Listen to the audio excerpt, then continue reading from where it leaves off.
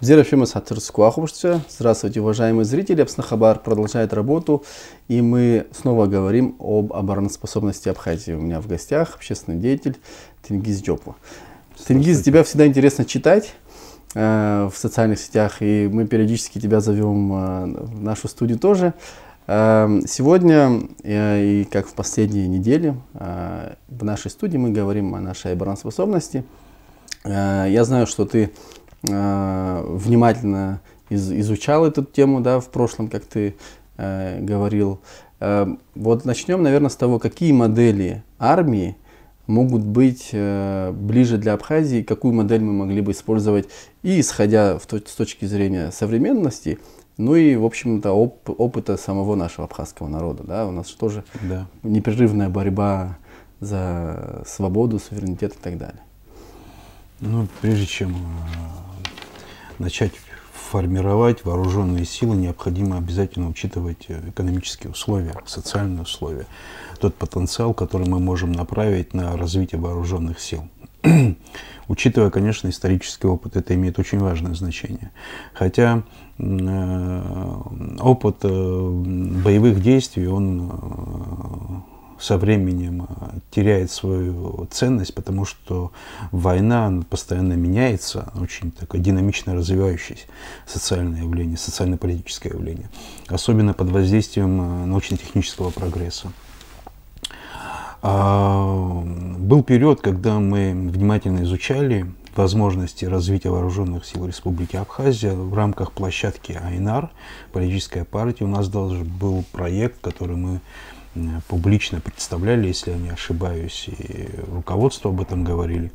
Этот проект очень похож на ту систему, которая сегодня существует в Израиле, существует в Швейцарии. Это милиционная система, при которой в процесс обеспечения обороноспособности государства, ну, во-первых, вовлечены все субъекты национальной безопасности. Это не только Министерство обороны, но и силовые структуры, они максимально милитаризированы, государственные предприятия, частные компании. То есть вся вот эта сфера, она максимально, насколько это возможно, без ущерба экономики в условиях там, мира. Они вовлекаются в процесс обеспечения обороноспособности государства. Ну и, конечно же, само население. В Швейцарии, насколько вам известно, и в Израиле население очень активно вовлечено. Там в Израиле даже женское население участвует в обороноспособности. Население Швейцарии располагает дома огнестрельным оружием, стрелковым оружием. Значит, у них периодически происходят сборы. И, ну, в принципе, у Швейцарии не было таких примеров. Они последние несколько десятков лет, практически даже сотен лет, не участвовали в боевых действиях. Но сам факт того, что такая система существует в Швейцарии, в какой-то степени, я думаю, сыграла определенную роль в том, что ни в каких боевых действиях они не участвовали. Хотя даже Гитлер, задумался, но потом решил, что лучше в эти горы не лезть. Да, Швейцария, там сложно пересеченная местность, столкнуться. Вообще практика боевых действий показывает, масштабных и региональных, что очень сложно воевать в условиях партизанской войны, когда все население вооружено, имеет какой-то определенный опыт применения этого вооружения. Очень сложно какой-либо армии регулярно противостоять длительный период такому даже населению. лучшим армиям, вот сейчас я просто прерву, мы можем взять пример там, Афганистана, да? Конечно. Например, да, лучшая армия, скажем так. Имея все средства, да, на какой-то период смогли там, да, добиться успеха, но... Это практически, да, это очень сложно. Но существует, вот насколько мне известно, два возможных варианта. Есть такой известный российский специалист в области военного дела Свечин. Он сформулирует два варианта. Это молниеносная война, в случае нападения молниеносной, и война на измор. эти варианты обязательно нужно учитывать при формировании обороноспособности нашего государства. Наша задача выстоять, преодолеть вот этот момент, когда молниеносного наступления, когда противник пытается максимум нанести ущерба инфраструктуре, критическим объектам, личному составу. И мне кажется, просто если мы имели бы регулярную армию, какую-то ограниченную, вот какое-то количество определенных людей, при ее потере, а потери будут неизбежны в случае там, потому что враг, приступая к вторжению, он накапливает максимум сил и средств, чтобы нанести предельно максимальный ущерб. Так что при потере вот регулярной армии возместить ее будет очень сложно. А так, при нашей системе, милиционной системе, причем мы рассматривали ее привязки с элементами гражданской обороны. Даже у нас стоял вопрос о привлечении лиц женского пола к военной службе в части осуществления медико-санитарная служба, там, служба связи, служба снабжения. Я думаю, даже это очень положительно. Наличие даже вот знаний в области медицины у наших девушек потом помогло бы им в жизни, просто в обычной жизни. Сейчас не имеется в виду там какая-то сложность, режим несения службы, там, ну, даже это можно применить. Я считаю, что я вот уверен просто в этом, что это единственный возможный вариант, наиболее эффективный вариант вооруженных сил Республики Абхазия на данный момент. Вот. Других вариантов нет. К сожалению, наш проект особо никого не заинтересовал. Есть у нас очень серьезная проблема. Мы строим всю систему нашей безопасности, не только вооруженные силы, но и систему силовых структур, вообще всю систему национальной безопасности страны на примере той, которая существует в России. Мы фактически ее проецируем на Абхазию. В России совершенно иные возможности, совершенно иной потенциал, мобилизационный потенциал, экономический потенциал, совершенно другие территории, там колоссальный стратегический тыл.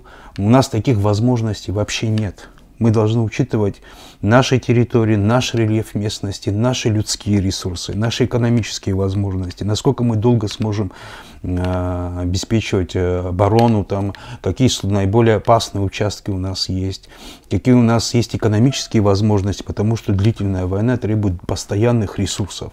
Все это нужно учитывать, только с учетом этого выстраивать свою систему безопасности. Какой бы договор мы с кем бы не подписали, у нас должен быть всегда собственный план обеспечения обороноспособности страны.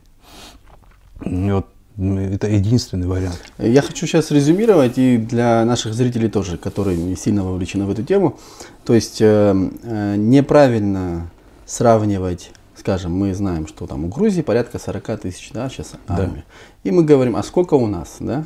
То есть, как бы, неверно сравнивать, у них если 40, не обязательно, чтобы у нас тоже было 40 Конечно. Армий, да? То есть, как бы, у нас может быть, условно, там, 3 тысячи, 5 тысяч, мы сейчас не будем вдаваться в цифры, но регулярные какие-то, да, силы реагирования. И вместе с тем, население, которое готово по первому призыву прийти, а это уже совершенно другой мобилизационный ресурс. Конечно, как бы, да. Ну, Министерство обороны, мы в рамках своего проекта, мы не исключали возможность его существования, мы не собирались его ликвидировать.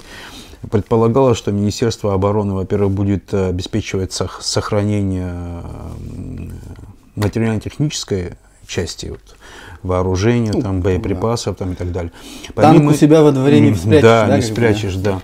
Во-вторых, в подчинении Министерства обороны находились бы какие-то части или подразделения специального назначения. Какая-то группа профессиональных военных, это я не имею в виду только офицерский состав, но вот рядовой состав, именно профессионалов, которые бы в момент начала боевых операций могли бы, допустим, обеспечить выполнение каких-то определенных задач на первом этапе, до того, как будет осуществлено развертывание вот этих мобилизационных сил. Вот. Кроме этого, очень важное значение в нашем проекте имела деятельность специальных служб. Очень большое внимание период формирования израильской армии Цахал придавалось израильским спецслужбам. Они фактически своими действиями компенсировали те недостатки, которые были в тот период в вооруженных силах Израиля, очень активной своей работой. Это тоже имеет очень важное значение, то есть разведывательная, контрразведывательная деятельность. Это тоже должно было оставаться под контролем Министерства обороны. Потом постоянное совершенствование вооружений тоже требует того, чтобы в структуре, в системе Министерства обороны были специальные подразделения, которые бы системно, непрерывно занимались бы подготовкой людей, например, по операторов, например, беспилотных летательных аппаратов, там, каких-то вооружений там, более сложных. В общем, там достаточно, насколько это было возможно. Еще проблема заключается в том, что эта сфера, она очень закрытая. Большая часть информации в этой области – это охраняемая законом государственная тайна. Доступ к этой информации никто не предоставляет. Текущее положение дел в этой сфере мы не знаем и вряд ли узнаем до того момента, пока не наступит час Икс. Да. И поэтому мы исходили из таких поверхностных данных, можно так сказать. Открытых источников. Да, тех открытых источников, которыми мы располагали. Было бы, конечно, лучше, создавая такой проект, взаимодействовать с Министерством обороны, вообще делать это на государственном уровне.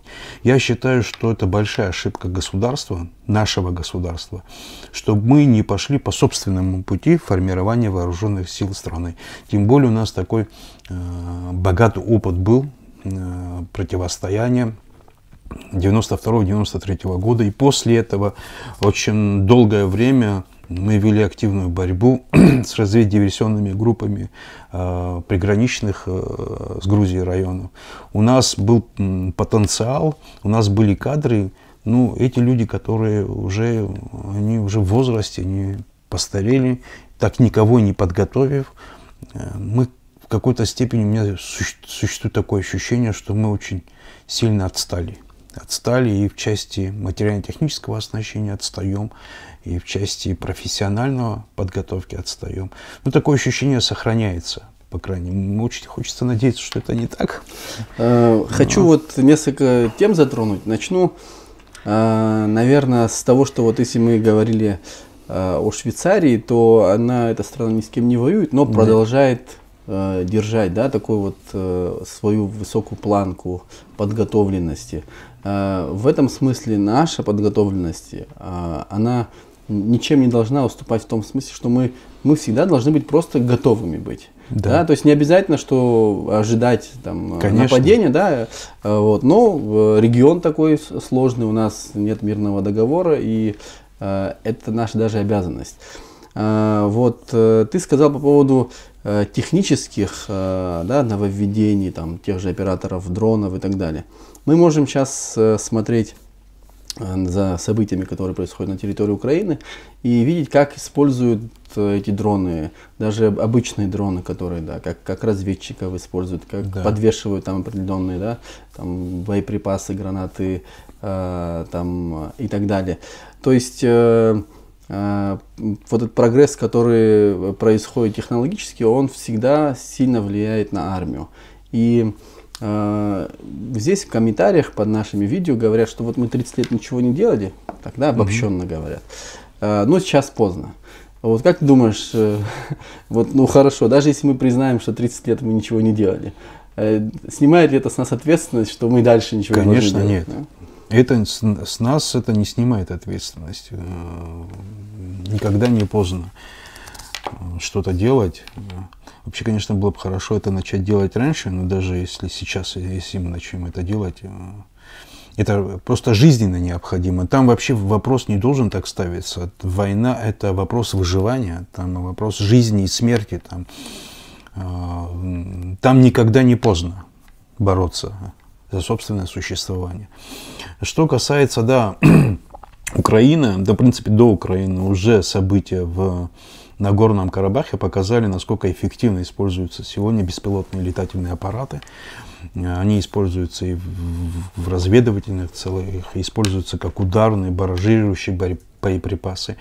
И не обязательно покупать в Турции байрактары, чтобы использовать их даже вот в тактическом плане, там, на поле боя, вот прямо на земле.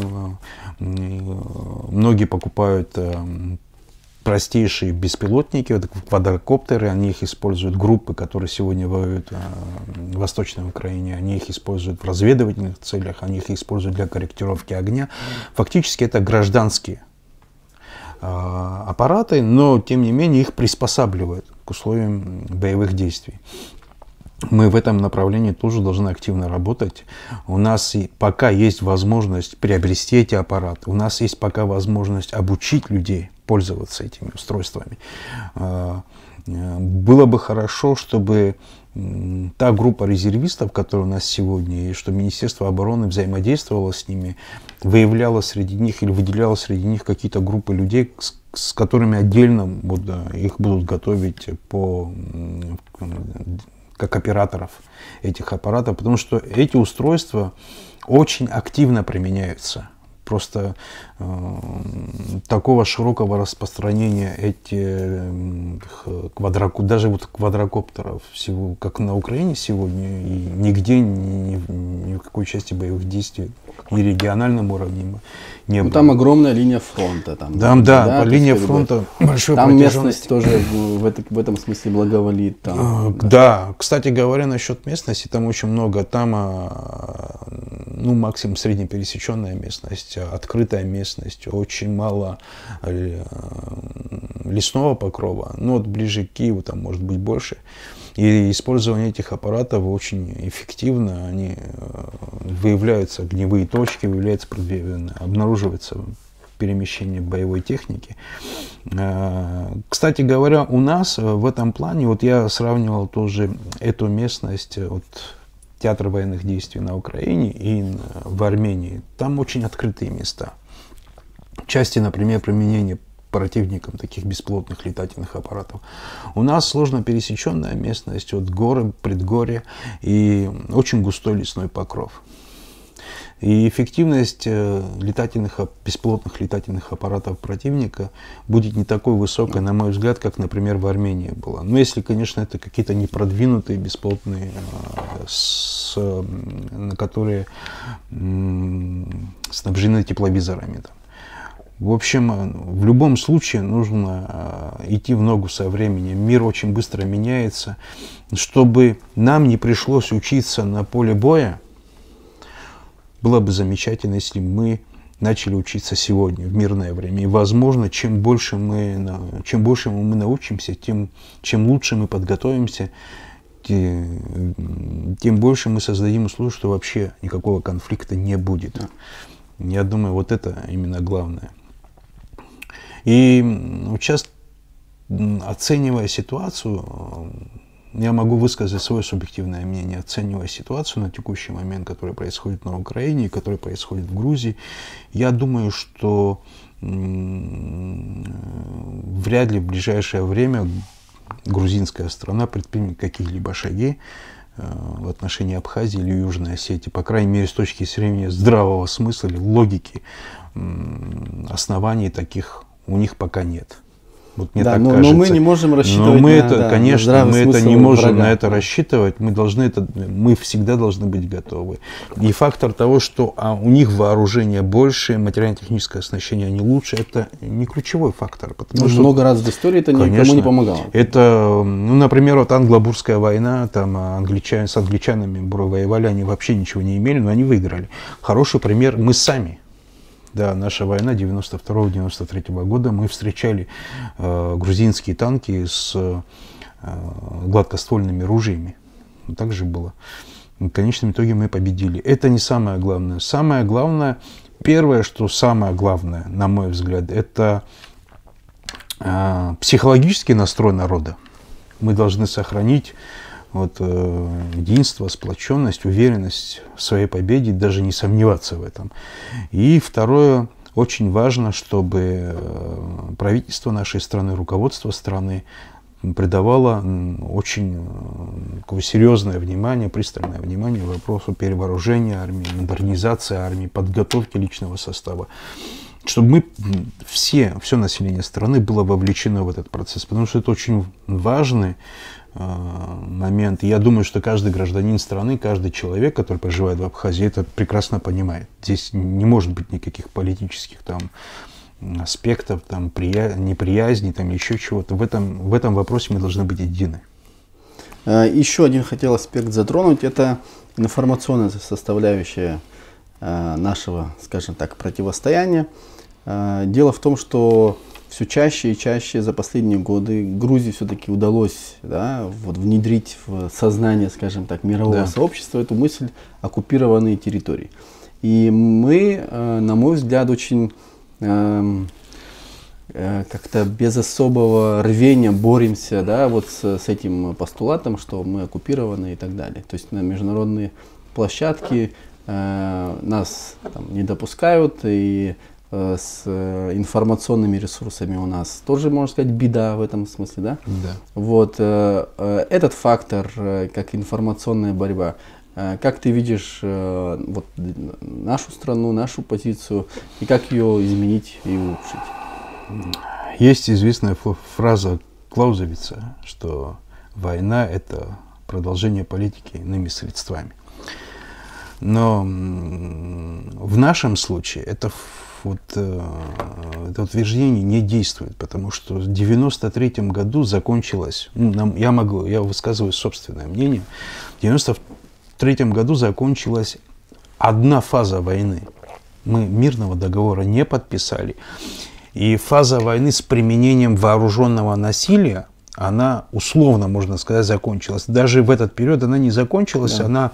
Были попытки, да. Попытки были, неоднократные попытки были.